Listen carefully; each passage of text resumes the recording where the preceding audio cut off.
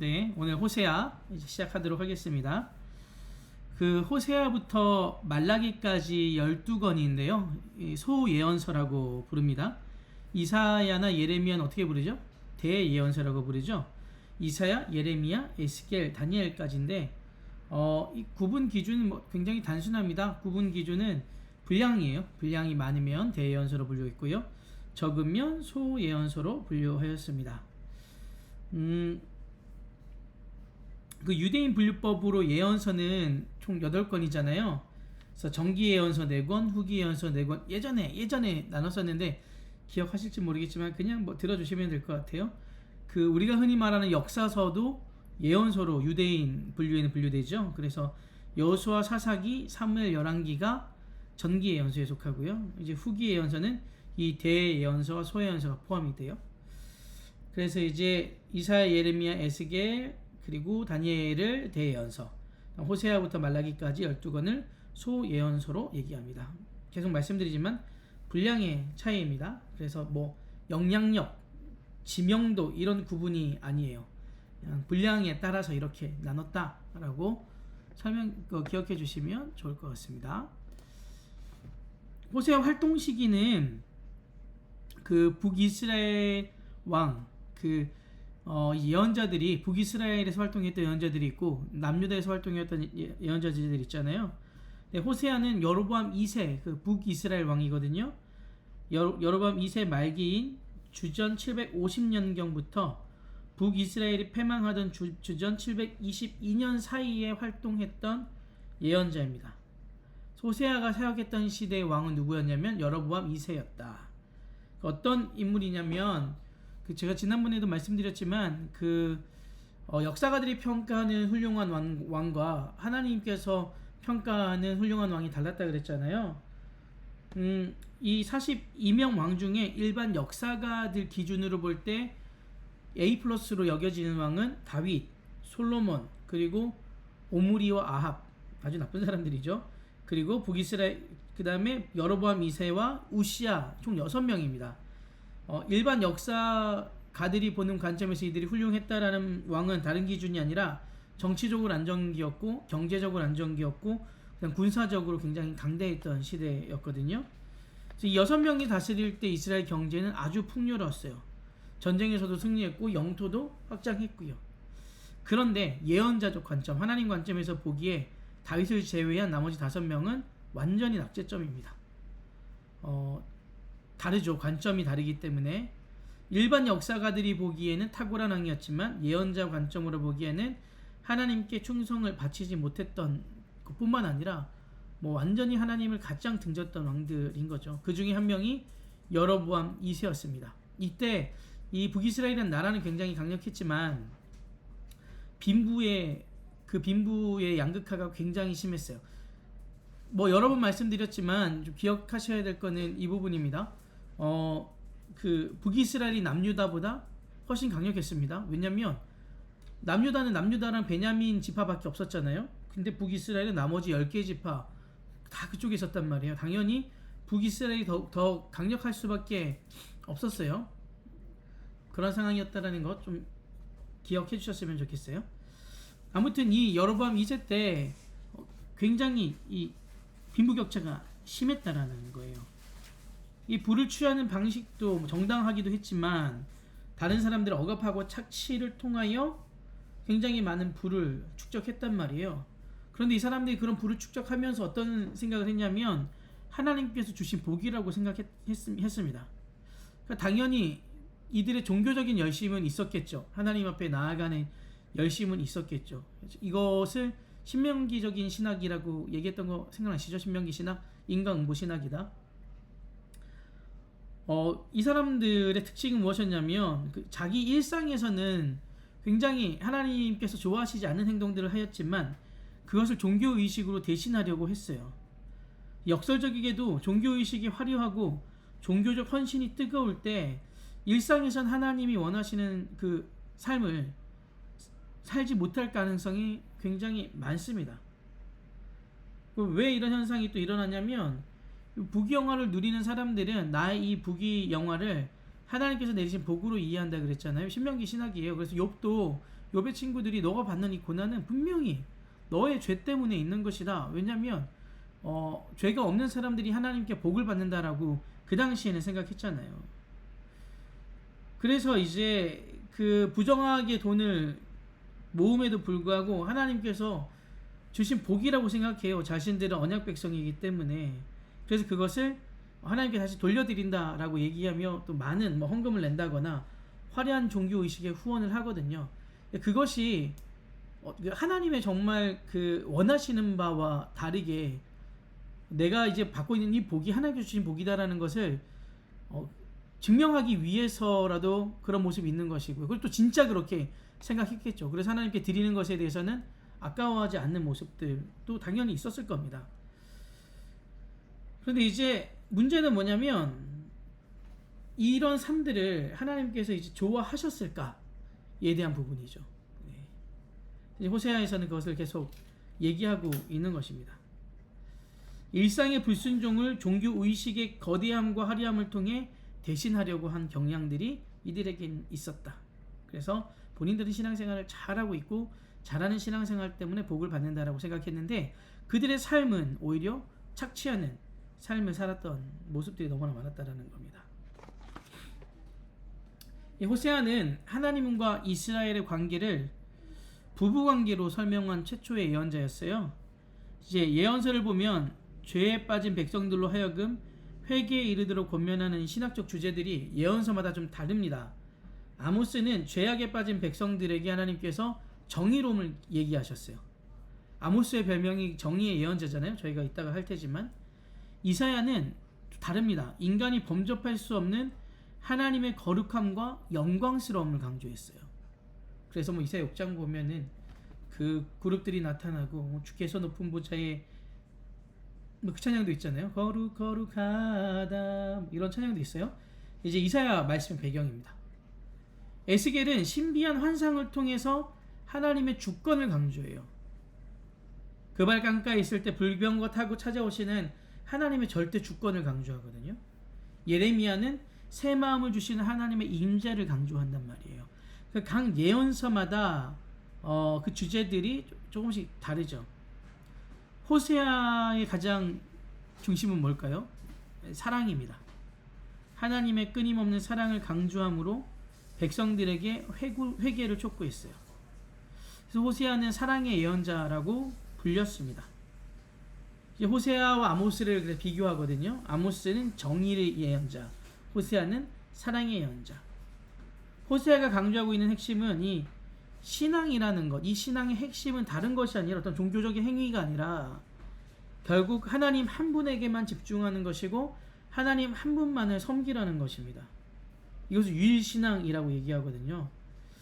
그런 의미에서 그 호세아는 하나님과의 그 관계, 하나님에 대한 신앙은 결혼 관계와 유사하다라는 거예요. 저희가 결혼할 때 배우자에게 죽을 때까지 당신에게만 사랑을 쏟겠다라고 약속하지 않습니까? 신앙의 핵심이 바로 이겁니다. 내가 그 당시 배우자를 얼마나 사랑했느냐라기보다는 얼마나 지속적으로 배우자를 사랑하는가가 중요하다라는 거예요. 배우자와 한 그 약속을 배반하지 않는 것, 그것이 중요하잖아요. 그런 의미에서 이 신앙의 핵심은 뜨거움이 아니라 신실함입니다. 신실함. 100m 단거리 경기가 아니라 42.19를 뛰는 마라톤 경주예요. 10년 전에 하나님에 대해서 내가 얼마나 뜨거웠는지 중요하지만 지금 예전에 뜨거웠던 것은 지금과 큰 상관이 없죠. 지금 만약 뜨거움이 사라졌다면. 그래서 얼마나 뜨거웠는가도 중요하지만 더 중요한 것은 내가 하나님 앞에서 얼마나 신실한가입니다. 변하지 않는가예요. 신실함이 신앙의 핵심이에요. 호세아는 그것을 계속해서 얘기하고 있는 거예요. 하나님은 우리가 하나님만을 믿기 원하시거든요. 우상숭배가 무엇인가요? 계속 말씀드렸잖아요. 겸하여 섬기는 것이 우상숭배라고. 내가 하나님을 믿고 있는가 보다는 내가 하나님만을 믿고 있는가를 물어야 됩니다. 이게 이 시대를 살아가고 있는 저희들에게 가장 중요한 부분이에요. 지금 시대 자본주의 시대잖아요. 물질, 만문, 그리고 욕망, 권력 이런 것들을 겸하여 섬길 때가 있죠. 그래서 이제 정말 신앙을 온전히 지키는 것은 늘 하나님 앞에 신실하게 서 있지 않으면 언제든지 변할 수 있는 게 지금 시대 우리가 왜냐하면 이 시대 이 세상에 살아가고 있기 때문에 그런 거예요. 이 세상이 그런 세상이기 때문인 거예요. 그래서 이 신앙을 한결같이 지키는 것이 너무너무 어렵다라는 겁니다. 호세아는 언약 백성으로부터 버림받은 하나님의 고통을 간접적으로 경험한 사람입니다. 그러니까 이스라엘 백성이 하나님께 버림받은 게 아니라 이 백성들이 하나님을 버렸단 말이에요. 물론 그렇게 생각하지 않았죠. 이것을 간접적으로 경험한 사람이 그 호세아예요. 호세아의 아내인 고멜은 호세아와의 약속을 어기고 바람을 피우고 다른 남자 품에 안겼습니다. 그 사건을 통해 이스라엘에게 배반당하신 하나님의 마음을 가장 잘 알고 실존적으로 느꼈던 예언자가 바로 호세아예요. 제가 지난번 이사야 때 말씀드렸나요? 에스겔 때 말씀드렸던 것 같은데 구약의 예언자들이 그냥 말만 했던 사람들이 아니라 그랬잖아요. 하나님의 그 예언에 대해서 먼저 몸으로 겪었던 사람들, 그 삶이 그랬다 그랬죠. 이사야도 왕족임에도 불구하고 결국은 그가 이제 톱에 썰려서 죽었다라고. 그다음 예레미야도 본인이 이제 제사장으로서 그리고 누리면서 아주 유명한 사람이 될 수 있었음에도 불구하고 지방에서 활동하고 끊임없이 사람들이 싫어하는 말만 골라서 했잖아요. 그 고통을 먼저 겪은 거예요. 그렇죠. 호세아도 그렇지 않습니까? 호세아도 마찬가지로 에스겔은 아내를 먼저 잃었기도 했고요. 호세아는 그 사랑하는 아내가 몇 번이고 떠나잖아요. 그렇죠. 먼저 그것을 하나님의 마음을 겪었던 사람이 호세아입니다. 호세아 1장 1절 말씀 저희가 좀 찾아볼까요? 호세아 1장 1절 말씀 함께 읽겠습니다. 시작. 우시야와 요담과 아하스와 히스기야가 이어 유다 왕이 된 시대 곧 요아스의 아들 여로보암이 이스라엘 왕이 된 시대에 브에리의 아들 호세아에게 임한 여호와의 말씀이니라. 네. 그 호세아는 북이스라엘 출신이라고 말씀드렸죠. 네, 북이스라엘 출신인데 그리고 북이스라엘에서 사역을 했습니다. 그런데 1장 1절을 보면 호세아 사역했던 시대적 배경을 설명하면서 남유다 왕들의 이름이 열거가 돼요. 왜냐하면 호세아를 읽었던 사람들이 주 독자들이 남유다 사람들이었기 때문입니다. 예언자가 실제 사역할 때는 문서로 기록해야 될 필요성을 못 느꼈거든요. 그래서 보통 육성으로 설명을 하죠. 이따가 아모스부터 이제 문서로 남기기 시작하는데 심판에 대한 경고를 할 때 예언자들의 메시지를 경청한 사람들이 그렇게 많지 않았어요. 참 예언자로 인정하지 않았단 말이에요. 언제 인정하게 됐냐면 호세아가 경고한 것처럼 북이스라엘이 멸망했을 때부터입니다. 그래서 이 호세아라는 한 존재에 대한 예언자로서 권위가 부여되기 시작했어요. 북이스라엘이 멸망할 때쯤. 그때 호세아의 예언을 귀 기울였던 소수의 제자들이 호세아의 말씀을 기록한 거예요. 그리고 이것을 북이스라엘이 망했잖아요. 그럼 누가 이것을 읽었을까요? 남유다 사람들이 읽었겠죠. 백성들이 읽은 거겠죠. 그래서 그들의 눈으로 볼 때, 그 기록한 그 호세아 제자들의 그 눈으로 볼 때 멸망당한 북이스라엘이나 아직 멸망하지 않은 남유다가 종이 한 장 차이라는 것을 알았겠죠. 그래서 남유다도 지금의 죄악된 삶을 끊어내지 못하면 멸망당한 북이스라엘처럼 하나님의 심판을 피할 길이 없을 것이다 라는 것을 강조한 책이 호세아입니다. 그래서 북이스라엘에서 사역했던 사람인데 이 주 독자들은 누구였다고요? 남유다 사람들이었습니다. 그래서 호세아 1장 1절에 남유다 왕을 먼저 열거한 거예요. 1장 2절 말씀 다 같이 읽겠습니다. 시작.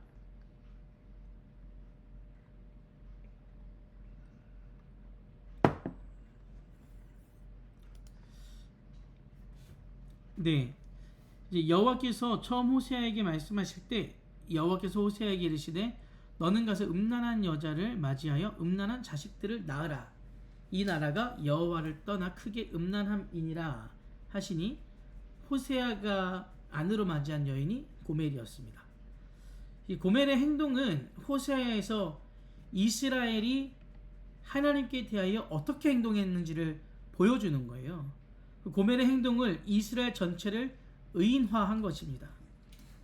이스라엘을 의인화한 인물이 바로 고멜이에요. 고멜이란 한 여인이 그냥 단순히 호세 아내의 모습이라기보다는 이 여인의 행동이 너희 북이스라엘 행동이었다라는 것을 얘기하는 것이죠. 이스라엘을 의인화한 인물이 바로 고멜입니다. 중요한 것은 호세아에서 고멜이 보인 모든 행동들은 당시 이스라엘이 하나님께 보이고 있는 행동에 대한 비교라고 이해하시면 됩니다. 잠시만요.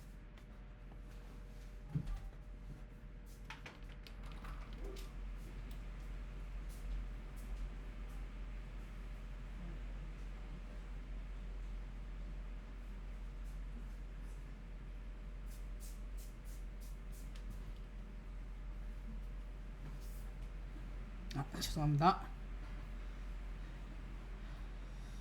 네, 1장 9절 말씀도 좀 읽어볼게요. 1장 9절 말씀 시작. 여호와께서 이르시되 그의 이름을 로암미라 하라. 너희는 내 백성이 아니요 나는 너희 하나님이 되지 아니할 것임이니라. 그 이스라엘은 출애굽한 이후에 시내산에서 하나님과 언약을 체결했잖아요. 이게 뭐예요? 시내산 언약. 이 언약에서 이스라엘은 무엇을 다짐했냐면 한 가지입니다. 사실은 하나님만 섬기겠다고 다짐하고 결단했습니다. 그래서 이 이스라엘과 하나님이 언약 관계를 맺은 하나님의 언약 백성이 된 거예요. 그런데 이스라엘은 자신들이 결단한 내용을 신실하게 지키지 않았습니다. 준수하지 않았어요. 그리고 하나님의 그 언약 백성이라는 거 그것만으로 모든 것을 갖고 있는 특권을 갖고 있다라고 착각했어요. 그렇죠. 그래서 함부로 행동해도 된다라고 생각을 한 거예요. 이스라엘이 하나님만 믿겠다고 다짐하고 결단한 언약을 체결했지만 하나님과 언약을 저버리고 있음을 예언자들이 계속 경고하고 질타한 것이죠. 실제로 이스라엘은 그 언약에 배반한 그런 삶을 살았습니다. 네. 언약을 체결하는 것이 중요한가요? 중요하죠. 그런데 더 중요한 것은 언약을 지키는 것입니다. 그런데 이스라엘은 그 언약을 저버렸고 파기하였습니다. 하나님께서 파기하신 것이 아닙니다. 그 결혼식에서 서로 사랑하겠다라고 고백을 하잖아요. 중요한 것은 무엇이냐면 결혼식장에서 한 약속, 그것도 중요하지만 더 중요한 것은 그 약속을 지켜나가는 거란 말이에요. 이것을 지켜나갈 때 그 고백이 아름다운 고백이 될 수 있는 겁니다. 그런데 그가 정말 바람 막 피우고 자기 마음대로 살면서 아니 내가 결혼식 때 멋있는 고백했잖아. 성립할 수 없죠. 지금 우리한테도 그런 일이 일어난다면 얼마나 기가 막힌 그런 일입니까? 그러니까 고백이 중요한 것이 아니라 언약 체결이 중요한 것이 아니라 그것을 지켜나가는 것이 훨씬 더 중요합니다.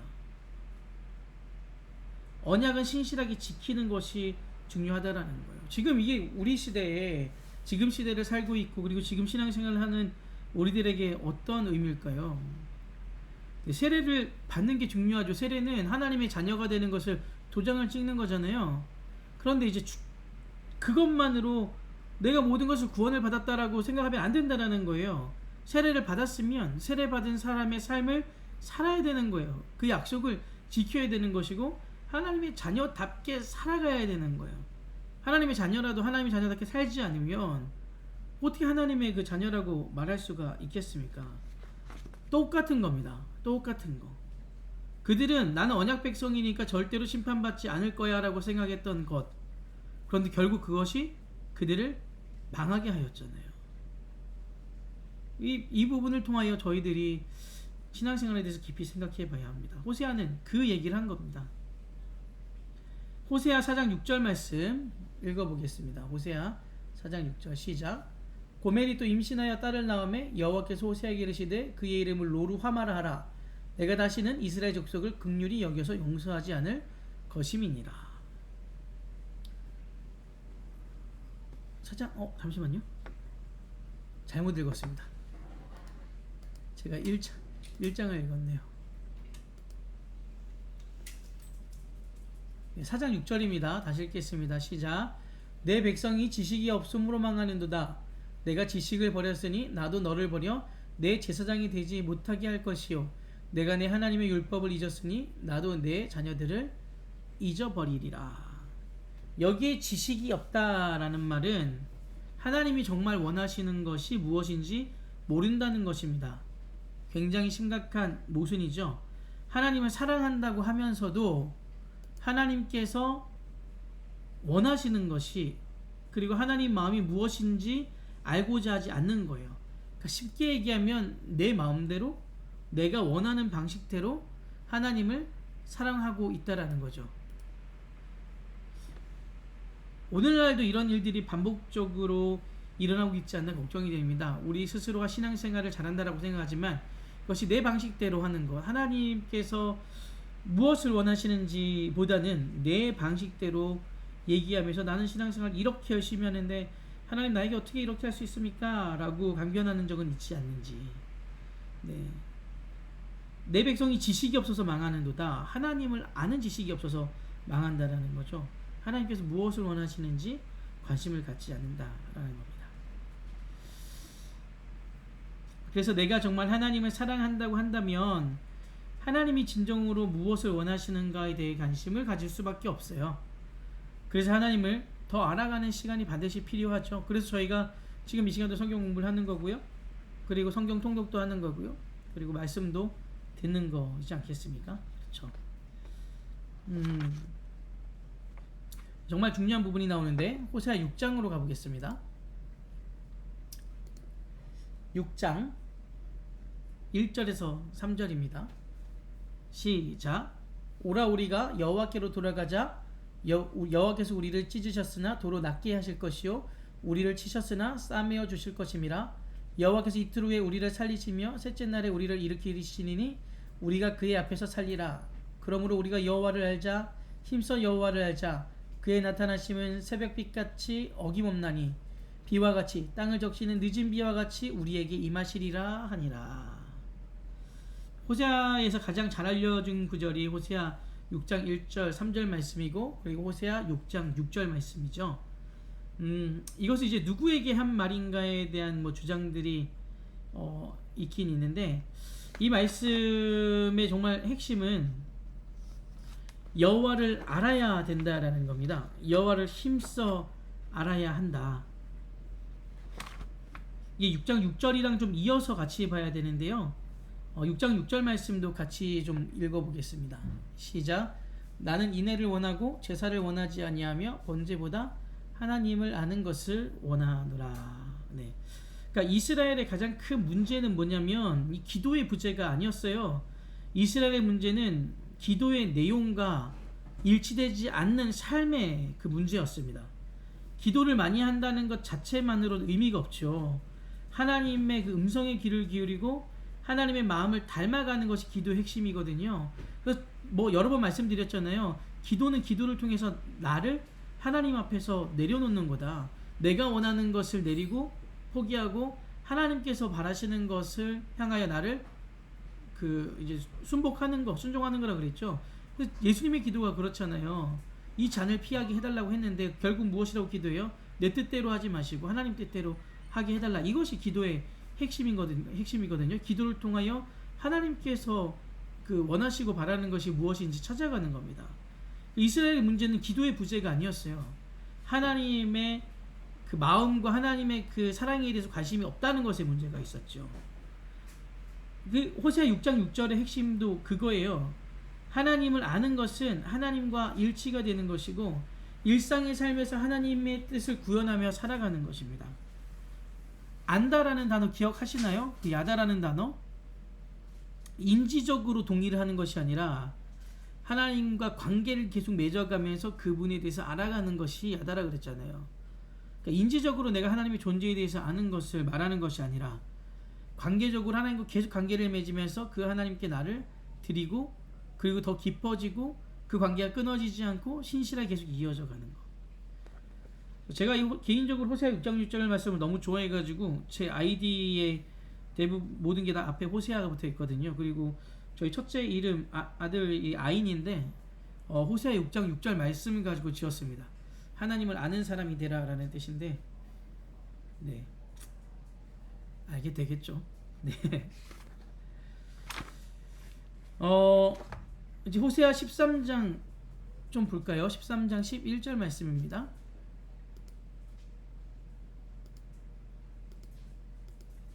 호세아 13장 11절 시작. 내가 분노함으로 내게 왕을 주고 진노함으로 패하였노라.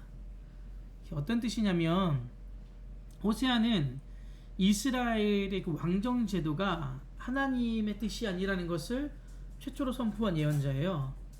그러니까 이스라엘이 출애굽한 이후에 하나님께서 원하셨던 나라는 그 나라를 왕이 다스리는 나라가 아니라 하나님께서 다스리는 나라였잖아요. 그리고 그 역할을 하는 사람이 누구였어요? 중간에 제사장이었단 말이에요. 제사장 나라가 되는 것이 하나님께서 가장 원하는 나라였어요. 그렇기 때문에 이 제사장들은 몸소 모든 사람들이 모범이 되는 그 삶을 살아야만 했단 말이에요. 그것을 하나님께 기대하신 거예요. 거룩한 위계 질서죠. 지난번에도 제가 말씀드린 적 있죠. 그 상층부에 있는 사람들이 하나님의 백성다운 진실함이 무엇인지, 정직함이 무엇인지, 거룩함이 무엇인지를 살아내는 거예요. 그 표본이 누구예요? 모세였단 말이에요. 그러니까 그런 지도자가 세워가는 걸 원했죠. 여호수아도 그런 삶을 살아냈고요. 그것을 이제 따라 사는 삶이었단 말이죠. 갈렙이라는 사람은 어땠나요? 그 85세 노인이었는데 그럼에도 불구하고 땅 분배를 할 때 가장 사람들이 꺼려하는 그 헤브론 땅을 달라고 했죠. 내가 이때를 위해 계속해서 기다리고 있었다.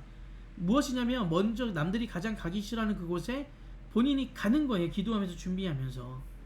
이게 정말 너무나 탁월한 지도자의 모습인 거죠. 여호수아는 땅 분배 책임자였어요. 그러면 어때요? 지난번에 말씀드렸잖아요. 우리 여기 계신 분들이 우리나라 그 서울 땅을 분배할 수 있는 권한이 있으면 어디부터 가져가실 거예요? 강남부터 가져가시지 않을까요? 네.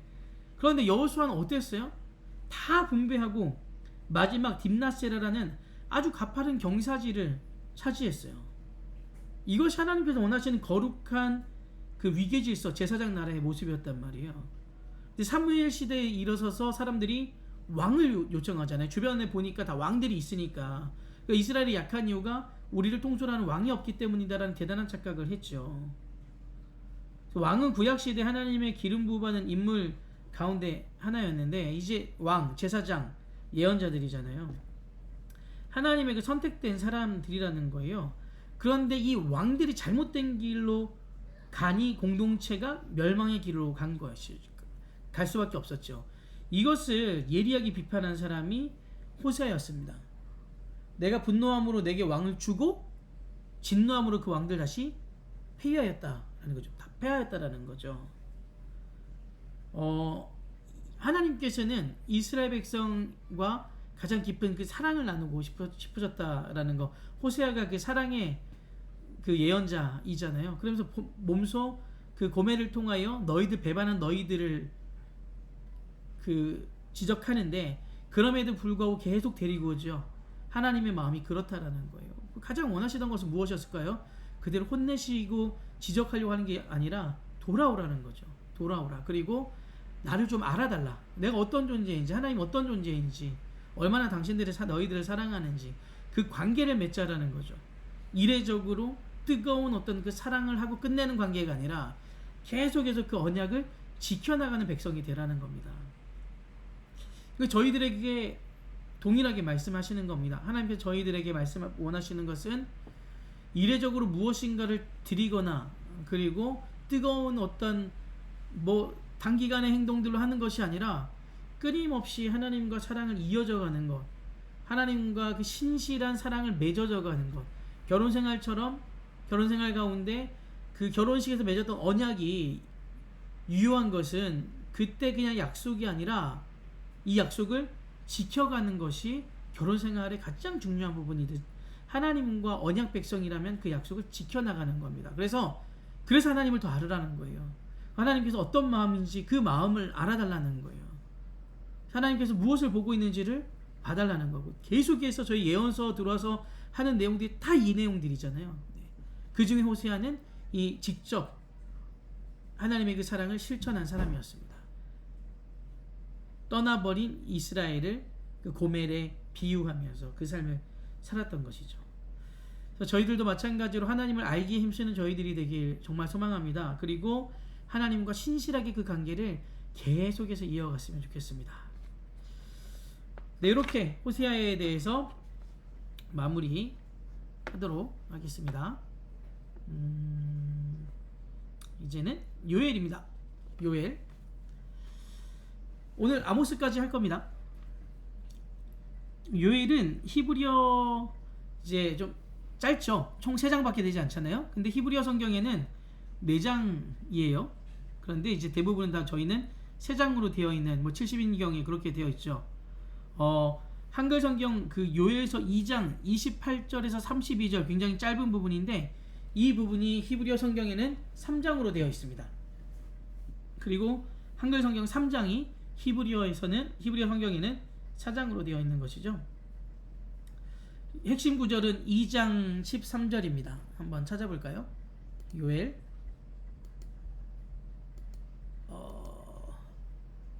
2장 13절 시작. 너희는 옷을 찢지 말고 마음을 찢고 너희 하나님 여호와께로 돌아올지어다. 그는 은혜로우시며 자비로우시며 노하기를 더디하시며 인애가 크시사 뜻을 돌이켜 재앙을 내리지 아니하시나니. 그러니까 회개를 촉구하고 있는 가운데 옷을 찢지 말고 마음을 찢어라라고 권면합니다. 이제 옷을 찢는다라는 것은 어떤 의미예요? 하나님 회개하는 의미이긴 한데 그 좀 더 깊이 보면 형식적인 회개는 그만하라는 거죠. 형식적인 회개를 넘어 실제적인 회개를 요청하고 있습니다. 회개는 뉘우치고 돌이킨다예요. 그냥 잘못했습니다라고 얘기하는 것이 회개가 아니라 회만 하는 겁니다. 그거는 회개는 뉘우치고 돌이킨다. 많은 참 신앙인들이 입술의 고백은 회개를 하는데 그것을 내가 진짜 회개했다고 착각하는 경우들이 있습니다. 이것을 이 요엘의 언어로 얘기하면 야 이제 옷은 그만 찢어라. 옷은 그만 찢고 마음을 찢어라. 그러니까 실제적인 삶의 변화를 요구하는 회개를 요청하고 있는 겁니다. 1장 15절 이제 금방 2장 읽었는데 1장 15절 말씀 좀 읽어보겠습니다. 시작. 슬프다 그날이여 여호와의 날이 가까웠나니 곧 멸망같이 전능자에게로부터 이르리로다. 구약의 예언서에서 여호와의 날을 강조하는 본문을 만나게 되는데 그 중에 하나가 요엘서예요. 구약에서 이스라엘 백성들이 생각했던 여호와의 날은 신약 시대의 주님의 재림과 비슷하거든요. 그 당시 하나님의 백성들이 고난과 핍박 가운데 있었잖아요. 이유가 무엇이냐면 하나님께서 이렇게 움츠리고 기다리고 계셨다라는 생각 때문이에요. 그것이 하나님의 부재로 느껴졌는데 하나님의 백성들이 이방에게 계속 괴롭힘을 당하니까 그들이 무엇을 기대하냐면 하나님께서 그 움츠렸던 팔을 펴셔서 그들을 전부 다 치게 되는 날을 소망하는 거죠. 그래서 이스라엘 백성을 괴롭혔던 사람들은 심판을 받게 될 것이고 이스라엘 하나님의 구원을 누리게 될 것이라고 생각했어요. 그것이 이제 그날 여호와의 날이라고 불렀습니다. 그러니까 하나님의 능력이 온 열방에 드러나는 날이 바로 여호와의 날인 거예요. 그 동시에 이스라엘은 구원을 받고 이방 모든 백성들은 심판을 받는 날입니다. 그런데 이제 예언자들은 이 사람들의 소망과 기대를 완전 뒤집어 버리죠. 이스라엘 너희들도 하나님을 떠나 있기 때문에 심판받게 될 것이라고 경고하게 됩니다. 여호와의 날이 구원의 날이 아니라 재앙의 날이 될 것이라고 경고하는 거예요. 이걸 예언한 사람들이 예언자들입니다. 그러니까 그 당시 이 사람들이 어떻게 들렸을까요? 좋게 들릴 리가 없겠죠. 왜냐하면 그들이 지금 억압받고 있는 그것에서 하나님의 구원하시는 그날을 기다리고 있고 여호와의 날을 기다리고 있는데 예언자들은 거기에 완전 죄를 뿌리는 거잖아요. 너희들한테도 재앙의 날이 될 거야. 왜? 하나님을 떠나 살고 있기 때문에 이 얘기를 하는 거죠. 저희들한테도 굉장히 참 중요하죠. 제가 맨날 메시지 전하는데 계속 이런 얘기만 하면 듣고 싶을까요? 제가 신방을 가서 우리 교구 식구들한테 신방 가서 계속 이런 얘기만 한다고 해보십시오. 되게 힘들어하고 있는 너무나 힘들게 생활하고 있는 우리 가족들이 있을 때 거기 가서 더 이제 재앙이 임할 거야 막 이렇게 얘기하면 같은 상황은 아니지만 그러니까 이 사람들에겐 그렇게 들렸을 거예요. 회복의 날을 기대하고 있는데 아니야, 재앙의 날이 올 거야. 그렇기 때문에 하나님께 돌아와야 돼. 정말 우리 스스로가 하나님의 백성다움을 지켜내야 돼. 다시 그대로 돌아가야 돼를 계속해서 얘기하고 있는 것입니다. 하나님께서 돌아가는 것은 무엇이냐? 하나님께서 바라시는 것이 무엇이고 하나님의 마음이 어디 있으며 하나님을 아는, 정말 하나님을 아는 삶을 살아내라 라고 하는 거죠. 그것이 이제 요엘서에서도 계속해서 얘기하고 있는 부분입니다. 2장 28절 9절 말씀인데요. 너무 유명합니다. 요엘서 2장 28절 29절 함께 읽겠습니다. 시작. 그 후에 내가 내 영을 만민에게 부어주리니 너희 자녀들이 장래 일을 말할 것이며 너희 늙은이는 꿈을 꾸며 너희 젊은이는 이상을 볼 것이며 그때 내가 또 내 영을 남종과 여종에게 부어줄 것이며. 저희가 찬양도 많이 하잖아요. 마지막 날에. 네. 그리고 이제 이 부분은 베드로가 초대 교인들이 받았던 성령의 임재를 설명했을 때 인용한 구약의 구절입니다. 베드로가 이렇게 저희가 알기로는 굉장히 학식이 없는 어부다 이렇게 얘기했는데 그렇지 않습니다. 굉장히 많은 성경을 알고 있었죠. 성령께서도 다 알게 하신 거죠. 오순절 성령 강림 사건 때 사람들이 초대 교인들을 보면서 그 성령의 그 임재를 경험한 그들에게 무엇이라고 조롱했나요? 술에 취했다라고 조롱하잖아요. 그때 베드로가 바로 꺼내든 말씀이 이 요엘 2장 28절 29절입니다. 다시 한번 읽어보겠습니다. 시작.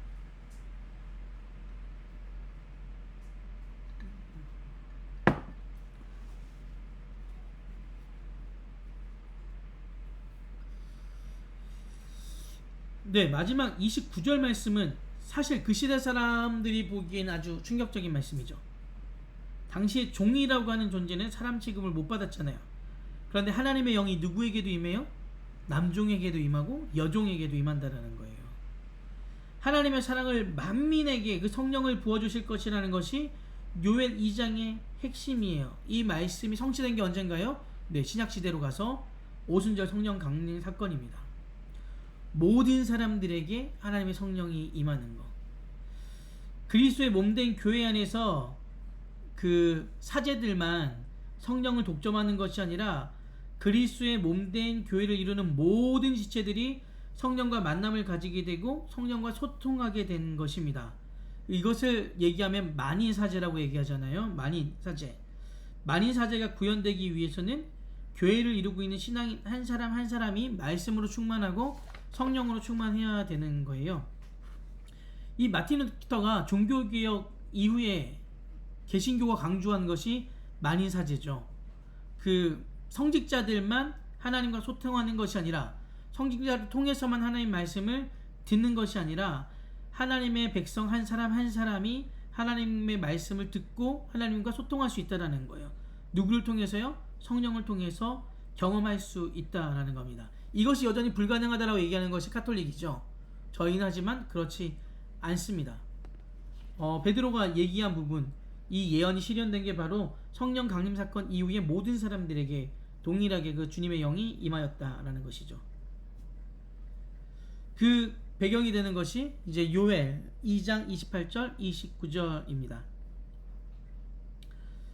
요엘 3장 말씀을 좀 보겠습니다. 3장 10절 말씀이에요. 함께 읽겠습니다. 시작. 너희는 보습을 쳐서 칼을 만들지어다. 낫을 쳐서 창을 만들지어다. 약한 자도 이르기를 나는 강하다 할지어다. 그 3장 10절을 보면 이사야 2장과 미가 4장과는 좀 다른 말씀이 나와요.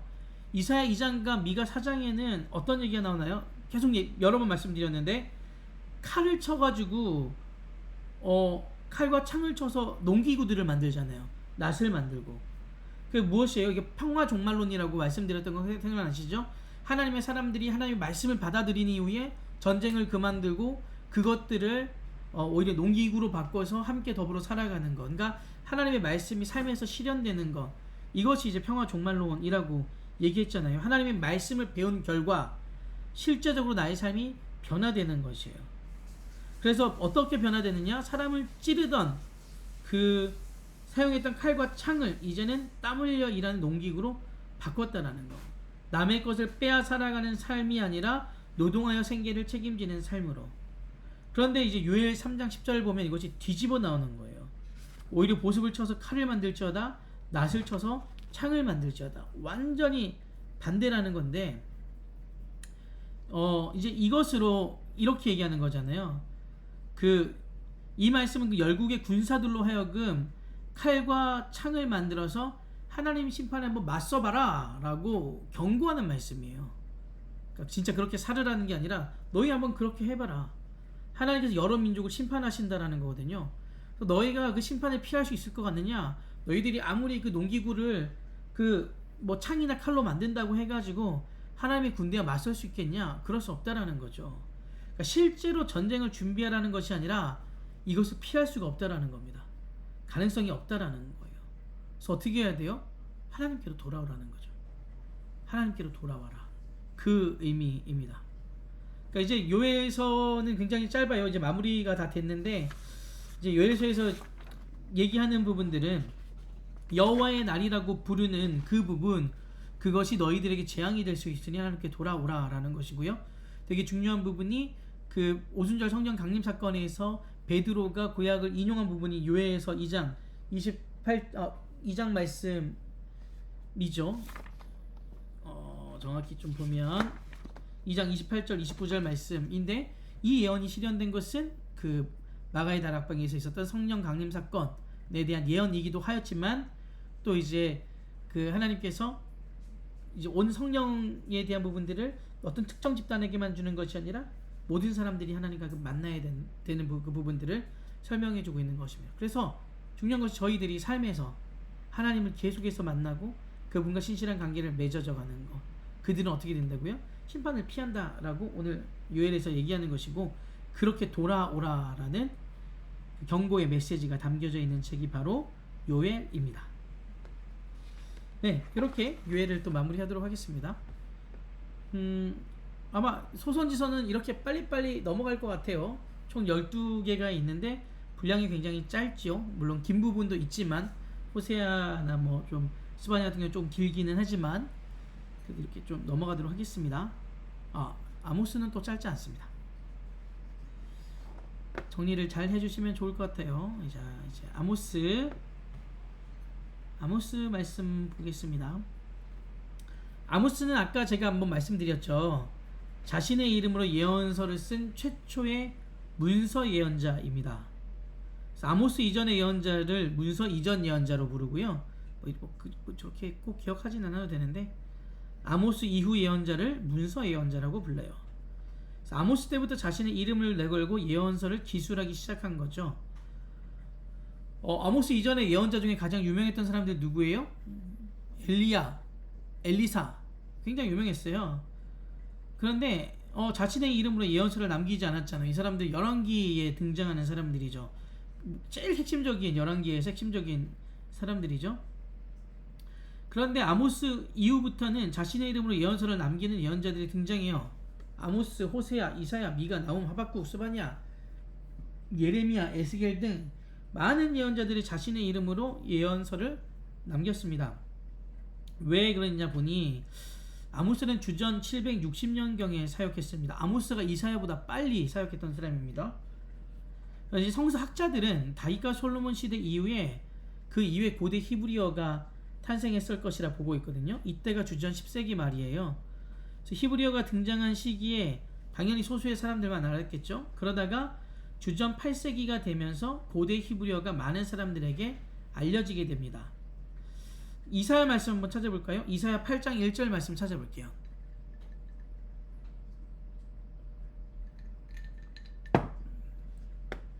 이사야 8장 1절 말씀.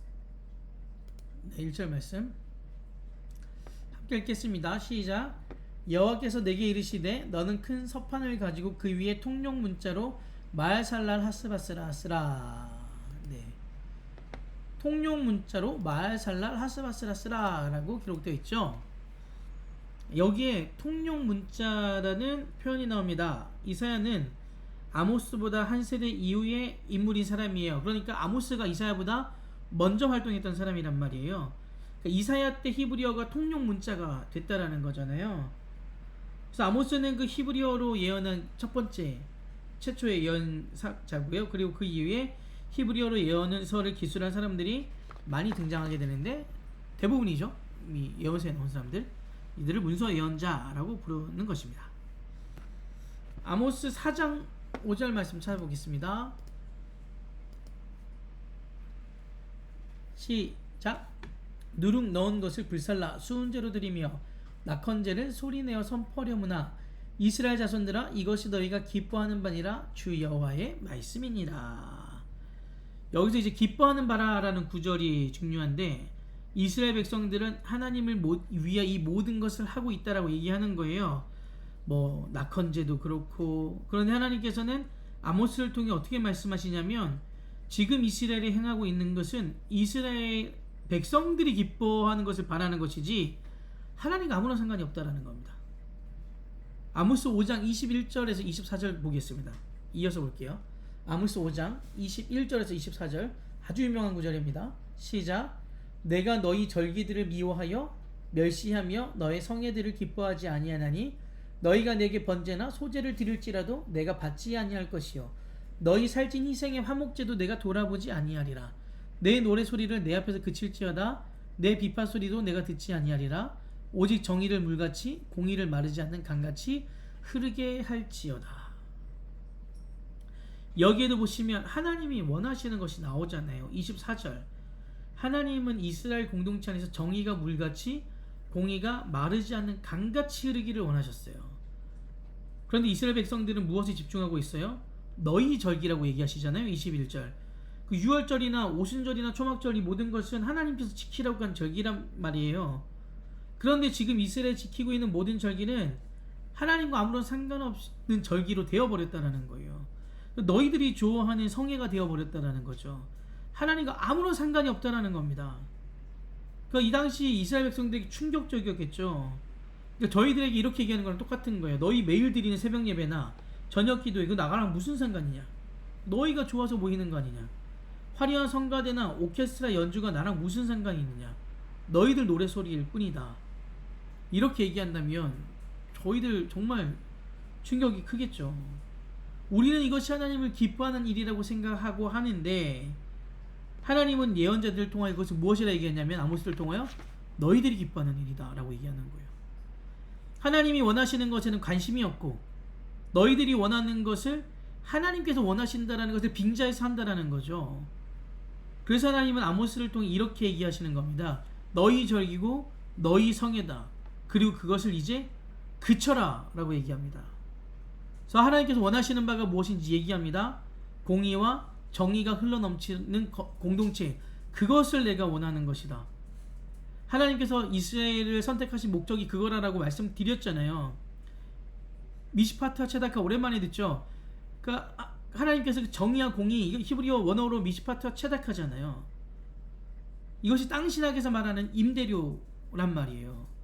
하나님 백성들이 그 하나님 앞에 임대료를 내는 것은 무엇이냐면 이 미시파트와 체다카, 정의와 공의를 실천하는 것이라는 겁니다. 그 얘기를 하고 있는 겁니다. 그래서 아모스는 그것을 북이스라엘 사람들에게 얘기하는 것이죠. 돕는 베필로스의 역할을 하는 겁니다. 너희들이 그렇게 살면 안 된다. 너희 절기다. 그거는 너희 성회다. 하나님께서 원하시는 것은 그것이 아니다. 하나님께서 원하시는 것은 정의를 물같이 그리고 공의를 흐르지 않는 마르지 않는 강같이 흐르게 하는 것이다 라는 것입니다. 아모스의 가장 중요한 성경 구절이죠. 아모스 1장 3절부터 2장 3절까지 보면 이방 나라에 대한 심판 선언이 쭉 열거되어 있습니다. 그런데 이제 이 성경을 잘 읽어보면 하나님께서 이방 나라에 대해서도 심판 선언을 할 때 그들이 하나님을 믿지 않았다라고 해가지고 심판한다라는 것을 말씀하지 않으세요. 무엇을 말씀하시냐면 전쟁에서 잔인함, 영토 확장 때 사용한 가던 폭력, 이 정의와 공의를 그 땅이 상실했기 때문에 하나님께서 심판하신다는 거예요. 똑같습니다. 이스라엘 백성들에게 말하는 것이랑 그들에게 말하는 것이 똑같은 왕이에요. 이 정말 이 아모스가 저희들한테 주는 이 교훈이 정말 저희들 이 시대를 살아가고 있는 우리들이 정말 기억해야 되는 겁니다. 아모스가 활동했던 시기가 여로보암 2세다라고 했잖아요. 그 경제적으로는 가장 호황기를 누렸던 시대예요. 그런데 그 안을 들여다보면 사회적인 불의와 도덕적인 타락이 만연했단 말이에요. 하나님께서 이렇게 말씀하세요. 나 주가 선언한다. 너희들이 지은 서너 가지 죄로 인하여 내가 너희를 용서하지 않겠다. 여기서 서너 가지는 세 가지 그리고 네 가지로 해석하는데, 세 가지와 네 가지를 합하면 몇 가지입니까? 7가지죠. 예전에 그냥 완전수 생각나세요? 완전수? 3도 완전수고 4도 완전수고 3과 4를 더해서 7도 완전수고 그랬잖아요. 그러니까 3과 4를 더한 7도 완전수라는 이 표현 어떤 얘기냐면은 서너 가지 죄악이라는 것은 세 가지 네 가지라기보다는 너희들의 죄가 너무나 많다, 가득 찼다라는 겁니다. 그래서 이 제국을 세우는 이방에 대한 이들의 포악함에 대한 하나님의 심판에 대한 메시지입니다. 그래서 1장 2장 심판 선언의 본문이 이렇게 되는 거예요. 그들의 죄를 질타하시면서 그들에게 심판을 경고합니다. 이때 이방에 대한 심판을 들은 이스라엘은 어떨까요? 기뻐하고 환호하겠죠. 왜 그럴까요? 이제 이방은 그들의 죄로 인하여 심판을 받고 우리는 하나님의 언약 백성이기 때문에 구원을 받을 것이라고 생각했는데, 그런데 자세히 들여다보면 이방이 심판받는 그 삶의 내용을 이스라엘이 똑같이 살아가고 있습니다. 그러니까 아모스 1장 2장은 그 이방에 대한 심판이기도 했지만 너희들 북이스라엘 남유다 너희들도 똑같다라는 거예요. 이스라엘이 하나님 백성이 되겠다라고 고백은 했는데 하나님 백성다운 삶을 전혀 살아내지 못하는 하나님 백성의 삶을 거부하고 있는 너희들 똑같아. 그래 너희들도 심판을 받게 될 것이다 라는 강력한 경고의 메시지였거든요. 근데 그들은 좋아했습니다. 이제 이방이 왕하고 하나님께서 움츠려 있던 그 팔이 펼쳐져서 그들을 벌할 거기 때문에 우리가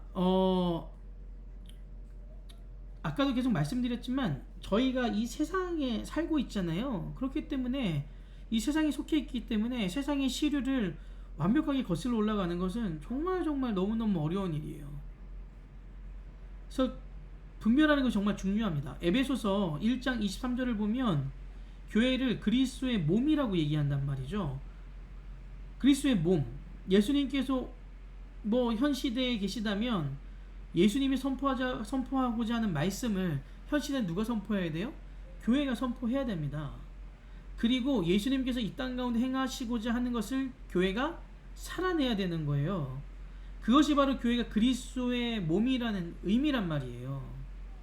그러니까 그런데 이제 고백은 있고 주장은 있는데 삶이 없는 그 이스라엘 백성들의 그 삶을 우리는 살아가면 안 된다라는 것이 바로 이 아모스 선지서를 통하여 저희들이 깨달아야 되는 것입니다.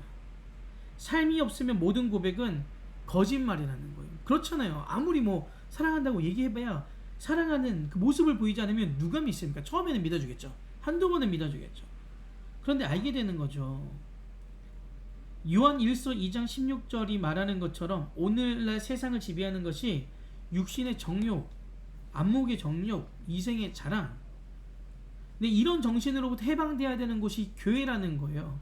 근데 교회 안에서도 우리 안에 있는 이 부에 대한 부분의 동경, 정말 보는 것에 대한 너무나 아름다워 보이는 누구나 소유하고 싶거나 부러워하는 그 인생을 보는 그 안목들, 그리고 내 주변에 나의 가족이 이렇게 잘 됐다고 하는 그 자랑들, 교회 안에서는 가장 무의미한 얘기들이 되어야 하는데 거기서 해방되어야 하는데 교회 안에도 이런 모습이 있다라는 거. 네, 그래서 이것을 과감히 내어 쫓는 것이 우리 시대 종교 개혁이라는 겁니다. 저희 교회는 정말 발버둥 치며 살아가고 있잖아요. 대형교회가 건강하는 것은 거의 기적에 가까운 일입니다. 그런데 그 건강하기 위해서 엄청나게 노력을 하고 있지요. 이제 그것으로 충분한 것이 아니라 그 안에 있는 우리 신앙생활하는 우리들이 그 같은 가치관으로 세상을 따라가지 않고 하나님께서 원하시는 그 삶을 찾아서 나아가야 된다는 겁니다. 그렇기 때문에 이 신앙생활은 절대 쉽지가 않습니다. 쉽지가 않아요. 주리로 가고자 하는 것을 끊임없이 눌러야 되고요. 네. 예언자들이 그렇게 살았습니다. 아모스 2장 4절에서 5절 말씀 보겠습니다. 아모스 2장 4절에서 5절 말씀. 시작. 여호와께서 이와 같이 말씀하시되 유다의 서너 가지 죄로 말미암아 내가 그 벌을 돌이키지 아니하리니 이는 그들이 여호와의 율법을 멸시하며 그 율례를 지키지 아니하고 그의 조상들이 따라갔던 거짓 것에 미혹되었음이라. 내가 유다에 불을 보내리니 예루살렘의 궁궐들을 사르리라. 이방은 일반 은총에 근거하여 하나님의 심판을 받았고 유다는 하나님께서 주신 율법들과 규례들을 얼마나 잘 지켰는가에 대해서 심판을 받습니다. 무슨 말이냐면 이방은 그 하나님께서 말씀하신 정의와 공의를 실천하지 않았기 때문에 심판을 받은 것이고요. 그리고 유다는 하나님께서 주신 율법들, 하나님의 백성들로 살아가겠다라는 것을 그들이 잘 지키지 않았다라는 거예요. 본인들은 잘 지켰다고 생각했지만 하나님의 그 심판의 가장 중요한 부분들은 또 공의로움이죠. 심판을 받는 자들이 수긍할 수밖에 없는 것이 공의로운 심판이 하나님의 심판의 특징이라는 거예요. 공의로움은 이방이든 하나님의 백성이든 똑같이 적용됩니다. 3장 15절 말씀 보겠습니다. 3장 15절 시작. 겨울궁과 여름궁을 치리니 상하궁들이 파괴되며 큰 궁들이 무너지리라. 여호와의 말씀이니라. 여기서 상하궁이라는 것은 상하로 여러 군데를 장식한 궁을 말합니다. 상하로 완전히 만든 궁이 아니라 상하로 곳곳을 장식한 궁인데, 이 고고학자들에 따르면 주전 10세기까지는 이 가나안의 가옥들이 비슷한 크기의 규모였대요. 주전 8세기경에 더 크고 잘 지은 가옥들과 다닥다닥 붙은 작은 규모의 집들이 발견되기 시작했다고 합니다. 즉 무슨 말이냐면 부유한 사람들이 사는 지역과 그리고 가난한 사람들이 사는 거주지가 구분됐다라는 거예요. 그때부터였나봐요. 네. 이러한 빈부의 양극화, 이것의 시작은 언제냐면 사실은 솔로몬 때입니다. 솔로몬에 대해서는 좋은 얘기를 할 수가 없어요. 솔로몬에 대해서는 그 이제 농사를 지으면서 살아야 돼. 하나님께서 그 땅을 나눠주시고 각 지파별로 다 분배해줬잖아요. 거기서 농경하는 사람들도 있고 뭐 다른 일을 하는 사람들도 있었겠죠. 그런데 이제 이 사람들이 솔로몬이 이후에 성전을 짓고 성전만 지은 게 아니라 여러 가지 막 신전들을 막 세웠잖아요. 그때 노동력을 강제 노역을 하게 되죠. 그래서 제때 농사를 짓지 못한 사람들이 생겨났다고 해요. 그러다 보니 이 부분들이 누구에게 돈을 빌리게 되고 이것을 갚지 못하니 땅을 담보로 내서 땅을 뺏기게 되고 그 다음에는 결국 또 땅도 뺏기게 되고 그리고 나의 몸을 담보로 빌리게 되는, 또 갚으려고 했는데 또 안 되니까 이제는 종이 되는 그런 구조가 발생했다라는 거죠. 원래는 그런 구조가 아니었는데. 그래서 반대로 어떤 사람들은 과도하게 많은 토지를 소유하는 대지주가 생기게 된 거예요. 근데 이 사람들 어떻게 생각했어요? 본인들은 하나님의 복을 받았다라고 얘기하는데 하나님 그렇지 않다라고 했잖아요. 그래서 이런 대지주들이 지키지 않았던 법이 뭐예요? 신년법 같은 거, 안식년법 안 지켰죠. 지켜야 될 사람들은 이 사람들이었는데. 그러니까 솔로몬이 참 되게 많이 미화가 되어 있는데 솔로몬 때문에 이 이스라엘이 이렇게 됐다고 해도 과언이 아닌 것 같아요. 네. 그 다윗은 본인이 치열하게 싸워가면서 왕의 자리를 지켜내고 하나님과의 정말 그 치열한 관계를 통하여 하나님을 향한 믿음이 생겼는데, 이 솔로몬은 그런 과정이 없었잖아요. 완전히 금수저 중에 금수저로 태어났단 말이에요. 정말 엄청난.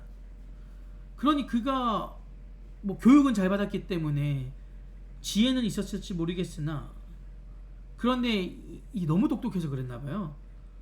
이방 사람들과 혼맥으로 관계를 이어가고, 그러니 이제 외교적으로 너무 좋았겠죠. 근데 문제는 뭐냐면 이방 사람들이 들어오면 그것이 신전을 다 지어줬잖아요. 또 이방 신들이 같이 들어오기 때문에. 이 이방 신전이 무슨 역할을 했는지 기억나시죠? 이 대사관 역할을 했단 말이에요. 은행 역할도 했었고요. 그럼 이것을 무너뜨릴 수가 없는 거죠.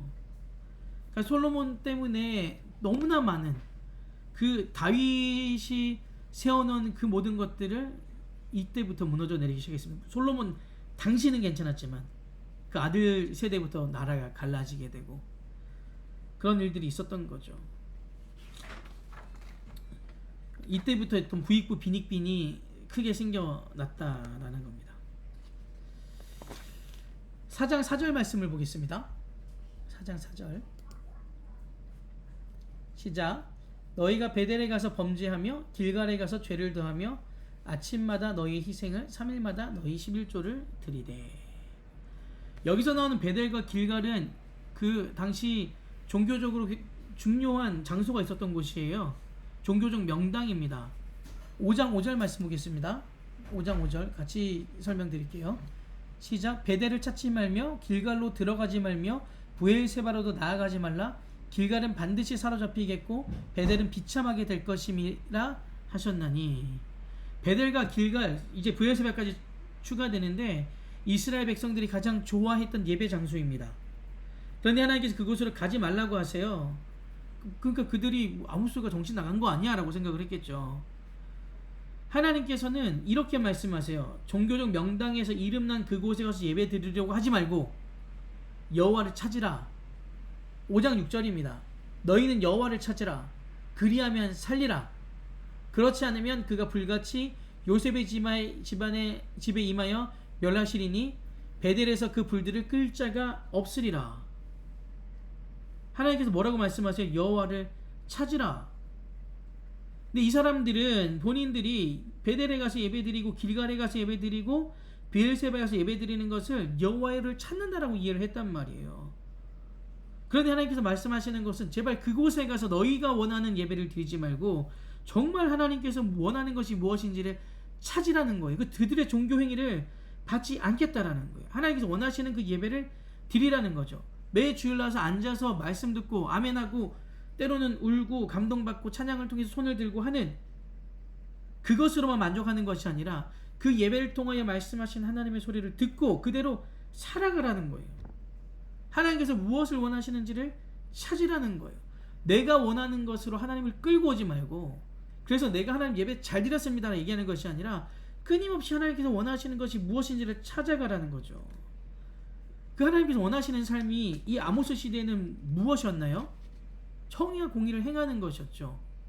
그리고 미시파 때 그 체데카, 이 정의와 공의를 행하는 것, 사회적 약자들을 돌보는 것, 하나님께서 정말 가장 기뻐하시는 것을 찾아가는 것, 그들의 예배는 하나님께서 기뻐 받으신다라는 겁니다. 누구를 통해 가장 잘 설명을 드릴 수 있냐면 가인과 아벨입니다. 처음부터 그랬어요. 하나님께서 가인의 예배는 받지 않고 아벨의 그 제사는 받으셨잖아요. 왜 그랬을까요? 곡식과 양의 차이였을까요? 아닙니다. 하나님께서 아벨의 것만 받고 가인의 것을 받지 않았을 때 가인이 어떻게 했나요? 하나님 왜 내 걸 받지 않으셨지? 라고 돌아보는 것이 아니라 화가 나서 아벨을 죽여버립니다. 이게 어떤 것이냐면 이 사람의 삶이 평상시에 어떠했는지를 보여주는 거예요. 그러니까 하나님께서 그래서 아벨의 그 온전치 못한 그 삶, 그것을 받지 않겠다라는 거죠. 정말 중요한 것은 하나님께서는 정직한 자, 진실한 자, 거룩한 자의 예배를 기쁘게 연락받으신다라는 겁니다. 일상의 삶에서 하나님의 백성답게 정직하고 진실되고 거룩하게 세상과 구별되고, 그리고 하나님의 인생의 주인 삼아 하나님 말씀의 존재를 다해 순종하고자 하는 사람들이 모여서 드리는 예배, 그 예배를 찾는다는 겁니다. 우리 말씀 한 구절 좀 찾아볼게요. 신약으로 가보도록 하겠습니다. 야고보서 말씀입니다.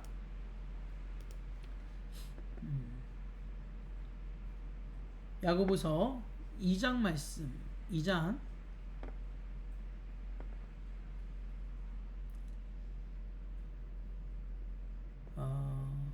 잠시만요.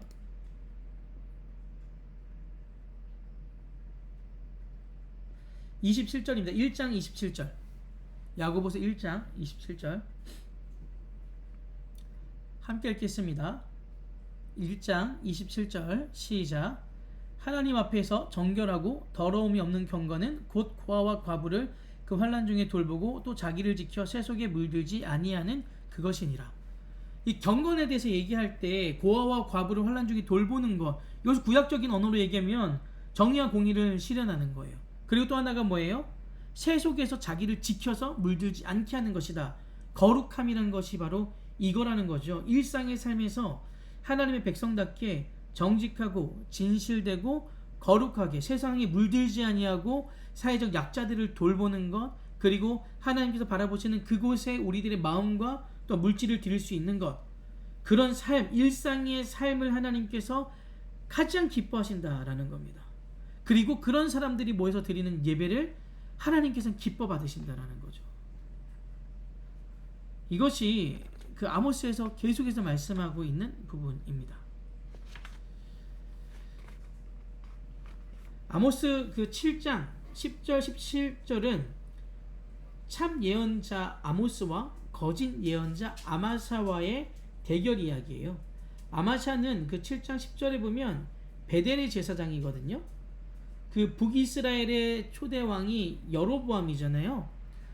그 솔로몬 이후에 나라가 두 개로 갈라지죠. 남유다와 북이스라엘. 남유다는 솔로몬의 아들인 르호보암이 통치하게 되고요. 거기는 유다 지파와 베냐민 지파의 이제 일부 들어가게 되고, 북이스라엘은 여로보암이라는 지도자를 세웁니다.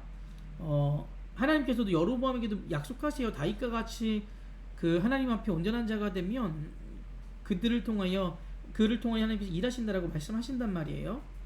그런데 문제는 뭐냐면 이 북이스라엘 초대왕이 어떤 여로보암이 베델과 단이 제일 북쪽이잖아요. 금송아지 우상을 세웠어요. 그 금송아지 우상이 있던 베델의 제사장이 누구냐면 아마샤입니다. 그래서 아마샤는 국가가 그 고용한 최고위 성직자예요. 뭐 저희로 말하면 총회장 이상급이겠죠. 뭐 교황이라고 보시면 되겠네요. 가톨릭에서. 아마샤는 13절에서 이렇게 얘기해요. 다시는 베델에서 예언하지 말라. 이는 왕의 성소요 나라의 궁궐입니다. 베델을 뭐라고 얘기하고 있죠? 왕의 성소라고 얘기합니다. 베델이란 뜻이 무슨 뜻인지 아세요? 베델이 하나님의 집이라는 히브리어 그 원어가 하나님의 집이잖아요. 그런데 여기가 하나님의 집이 아니라 왕의 성소라는 거예요. 근데 왕의 성소인 베델에서 아모스가 왕을 비난하는 행위를 하는데 그거 하지 말으라는 거예요. 그래서 아마샤는 예언자라는 타이틀을 가지고 있었지만 하나님과 아무런 상관이 없었던 사람입니다. 국가에서 고용되어서 왕이 원하는 그 메시지를 전하는 사람이 바로 아마샤인 것이죠. 이것이 이제 아모스 7장에 나오는 내용입니다. 9장 7절 말씀 한번 보겠습니다. 네, 잠시만요. 아모스 9장 7절 시작. 여호와의 말씀이니라. 이스라엘 자손들아, 너희는 내게 구스 족속 같이 아니하냐? 내가 이스라엘을 애굽 땅에서 블레셋 사람을 갑돌에서 아람 사람을 기리에서 올라오게 하지 아니하였느냐? 이 말씀은 이렇게 보면 무슨 말인지 잘 모르시겠죠? 그런데 그 이스라엘 백성들이 들었던 가장 충격적인 말씀 중에 하나일 겁니다. 여기서 이제 올라오게 하지 아니하였느냐라는 말은 올라오게 했다라는 뜻인데 영어로 save예요. 구원했다라는 뜻입니다. 그래서 9장 7절의 말씀은 하나님께서 이스라엘 백성을 애굽 땅에서 구원하셨듯이 블레셋 사람들을 갑돌에서 구원하셨고 아람 사람을 기르에서 구원했다라는 말입니다. 왜 충격적이냐면 이 사람들에게 있어서 이 출애굽 사건은 가장 중요한 사건이잖아요. 시내산에서 언약을 맺은 그 사건이고 우리가 하나님의 백성들이 되는 건데, 하나님께서는 너희들만 애굽 땅에서 구원한 것이 아니라 블레셋 사람들도 갑돌에서 구원했고 아람 사람들도 기르로부터 구원을 하셨다라는 거예요. 왜냐하면 이 사람들이 블레셋 압제 가운데, 아람 사람들이 압제 가운데 있을 때 그들은 자신들이 믿는 신에게 구원해달라고 기도했을 거 아니에요. 그런데 정작 그들을 구원해 주신 분이 하나님이시라는 거죠. 이게 이 사람들이 보기에는 아니 그 이방신들이 아니라 하나님이었다고? 이 하나님은 우리만의 하나님이신데? 우리가 가끔 이런 생각을 할 때가 있죠. 이제 블레셋 사람들과 아람 사람들은 원래 자신들이 섬기는 그 신들이 있었음에도 불구하고 하나님께서 그들을 건지셨다. 이게 무슨 의미겠습니까? 하나님께서는 그 사람들도 하나님의 자녀들이잖아요. 하나님은 하나님의 형상대로 지은 모든 존재가 하나님의 자녀들입니다. 본질적으로는 그렇단 말이에요. 우리가 하나님과 무관한 존재는 이 세상에 어느 존재도 없습니다. 하나님의 형상이 없는 사람들이 없어요. 우리 기독교인들만, 크리스천들만 하나님을 믿고 있다라고, 하나님을 믿고 있지만 하나님 안에 주권 아래에 있다라고 생각하시면 안 되는 겁니다. 그래서 저희들은 무엇을 해야 되냐면, 그래서 전도를 해야 되는 거예요. 그 사람들도 하나님께서 사랑하는 사람들이기 때문에. 이슬람 사람들도 그들과 우리가 다르지만 그들도 하나님의 사람들이라는 거. 그래서 그들에게 복음을 전해야 하는 이유가 바로 그 부분인 거예요. 아모스도 마찬가지죠. 아모스도 하나님은 너희들만의, 우리들만의 하나님이 아니다. 하나님은 온 열방의 하나님이시다라는 겁니다. 그런 의미에서 우리에게 주어진 아주 중요한 사명이 바로 이 복음 전파에 대한 사명입니다. 내가 싫어하는 그 사람도 우리가 복음을 전할 수 있으면 그것이야말로 정말 그 예수님의 심장을 가진 사람이지 않겠습니까? 내가 싫어하는 사람이, 저 사람이 저주받고, 그리고 나를 괴롭히는 저 사람이 망하는 것, 그것으로 통쾌하는 것이 아니라 그가 하나님께로 돌아옴으로써 온전한 사람이 되는 것을 바라는 것이 우리 신앙인들의 모습이 되어야 된다는 것입니다. 제가 늘 얘기하지 않습니까? 이 신앙생활은 정말 너무너무 어렵습니다. 우리가 그런 사랑을 받았다면 그 사랑을 기억하여서 모든 사람들에게 똑같이 그 마음을 나눠줄 수 있는 그런 그리스도인들이 돼야 하는 것, 그것이 저희들의 어떤 삶의 목표이고 성숙한 그리스도인으로 나아가는 부분, 우리들이 구해야 될 것이 아닌가 싶습니다.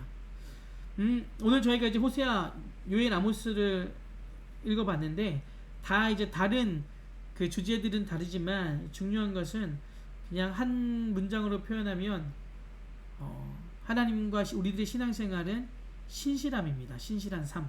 그리고 우리들의 삶으로 증명하는 거, 삶으로 예배하는 거, 나의 삶에서 하나님의 자녀다운 백성다운 삶을 살아내는 거, 정의와 공의가, 그리고 진실되고 정직하고 거룩한 이 삶을 하나님 앞에 살아내는 것이 하나님과 언약을 계속 맺어가고 있다는 것을 보이는 것이라는 거죠.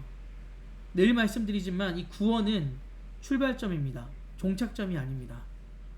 하나님께서 우리를 구원해 주셨다는 것을 정말 저희들이 믿는다면, 그것을 인정한다면 이제 변해야 될 것은 아니죠. 변해야지 말아야 될 것은 하나님을 향한 그 마음입니다.